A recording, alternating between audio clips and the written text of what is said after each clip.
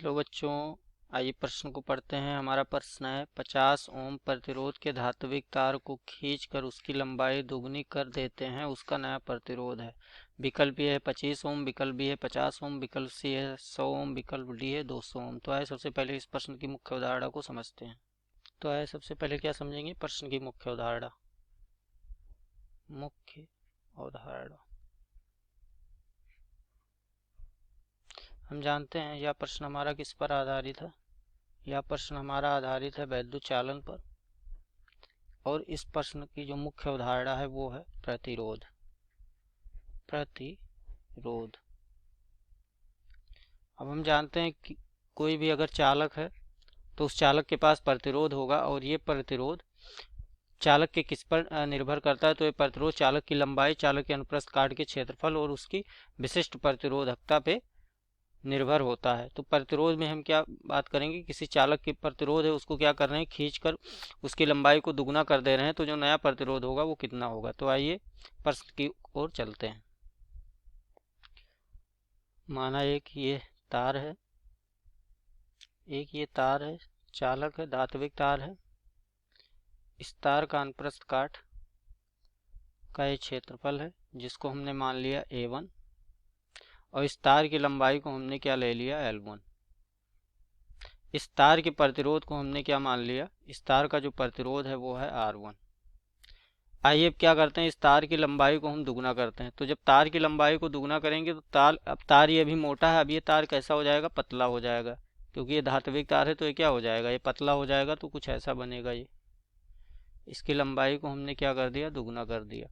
तो ये जो नया तार बना, इसके अनुप्रस्थ काट का क्षेत्रफल भी क्या होगा, मोटा था पतला हो गया, तो ये भी कम हो जाएगा। तो ये मान लेंगे हम कितना हो गया, A2। और इस तार की लंबाई को हम ले लेंगे L2, और इसका प्रतिरोध हम क्या ले लेंगे, R2। चलिए प्रश्न की ओर बढ़ते हैं। और तो आइए प्रश्न की ओर बढ़ते हैं, और प्रश्न में अब हम क्या देखेंगे कि जो प्रथम स्थिति है जिसमें तार की लंबाई L1 है, उसके लिए प्रतिरोध क्या होगा। तो हम जानते हैं प्रतिरोध का सूत्र क्या होता है। इसके लिए प्रतिरोध R1 है, और इस तार के विशिष्ट प्रतिरोध जो प्रतिरोध है वो रो है, रो से प्रदर्शित करते हैं। इसकी लंबाई L1 है, और ये क्या है, इसका अनुप्रस्थ काट का क्षेत्रफल A1 है। चलिए दूसरी स्थिति में देखते हैं, तो उसका प्रतिरोध कितना R2 है। उसके लिए क्या करेंगे, रो L2, लंबाई L2 है, और क्षेत्रफल कितना हो जाएगा अनुप्रस्थ काट का A2। तो ये प्रथम स्थिति के लिए हो गया, इसको समीकरण 1 ले लेंगे। ये द्वितीय स्थिति के लिए हो गया। अब आइए देखते हैं, जब तार की लंबाई को हम खींचकर बढ़ाएंगे तो क्या चीज़ें यहाँ पे समान रहेंगी और क्या चीज़ें परिवर्तित होंगी। तो हम जानते हैं क्या चीज़ें परिवर्तित रहेंगी। तो इनके आयतन क्या होंगे, आयतन बराबर होंगे। आयतन क्या होता है, अनुप्रस्थ काट का क्षेत्रफल। तो पहली स्थिति का अनुप्रस्थ काट कितना है, A1, और इसकी लंबाई, ये होता है आयतन। दूसरी स्थिति में देखते हैं, तो दूसरे में क्या है, अनुप्रस्थ काट का क्षेत्रफल A2 और लंबाई कितना है L2। हमें मालूम है, देखिए प्रश्न में दिया गया है कि धात्विक तार को खींचकर लंबाई कितनी कर दी जा रही है, दुगनी कर दी जा रही है। तो L2 यहाँ पे कितना हो जाएगा, यहाँ A1 लेंगे, ये L1 हो जाएगा। और यहाँ पे अगर हम देखेंगे तो L2 को लिख सकते हैं 2L1। तो यहाँ से अगर हम देखेंगे तो हमारा क्या हो जाएगा, A1 बटे A2 बराबर हो जाएगा 2। तो इसको यहीं पर रखेंगे, इसको समीकरण 3 ले लेंगे। अब हम क्या करेंगे, समीकरण 1 और समीकरण 2 को, समीकरण 1 को क्या करेंगे, समीकरण 2 से भाग देंगे। तो भाग देने पर क्या मिलेगा हमें, R1 बटे R2। यहाँ पे रो रो कट जाएगा, तो आ जाएगा हमारे पास L1 बटे L2,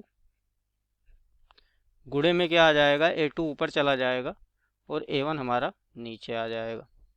तो अब यहाँ पे हम मान रखेंगे, L1 हमारा कितना है, L1 हमारा L1 रहेगा, L2 कितना है 2L1 हो जाएगा, और गुणे में क्या है A2 बटे A1। और आगे करेंगे तो ये L1 L1 कट जाएगा। तो कुल मिला के हमारे पास जो R1 बटा R2 है, R1 बटे R2 वो कितना आ जाएगा, वो हो जाएगा 1/2, गुणे में कितना रहेगा A2 बटे A1। अब हम जानते हैं कि R1 का मान दे दिया गया, तो यहाँ से अगर हम R2 निकालेंगे तो R2 बराबर हमारा हो जाएगा R1 गुणे A2 बटे A1, और यहाँ पे कितना आ जाएगा, 2 भी आ जाएगा।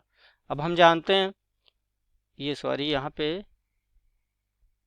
तो यहाँ पे A2 बटे A1 नहीं होगा, क्या हो जाएगा, A1 बटे A2 हो जाएगा। तो यहाँ पे अगर हम R2 निकालेंगे तो R2 बराबर हमारा आ जाएगा 2R1, ये R1 होगा। तो R1 का मान दिया है 50 हो जाएगा। A1 बटे A2 हमने निकाल रखा है समीकरण 3 में, इसका मान यहाँ पे रख देंगे तो कितना है, 2 है। तो कुल मिला के जो R2 आएगा, जब तार की लंबाई को दुगना कर देंगे, जो उसका प्रतिरोध आएगा वो आ जाएगा 200 ओम। आइए विकल्प की ओर चलते हैं। तो विकल्प भी है 25 ओम, ये गलत हो जाएगा। विकल्प बी है 50 ओम, ये भी गलत हो जाएगा। विकल्प सी है 100 ओम, ये भी गलत। विकल्प डी है 200 ओम। तो ये विकल्प हमारा सही होगा, अतः दिए गए प्रश्न का सही उत्तर होगा विकल्प डी। मैं आशा करता हूँ इस प्रश्न का उत्तर आपको समझ में आया होगा। धन्यवाद।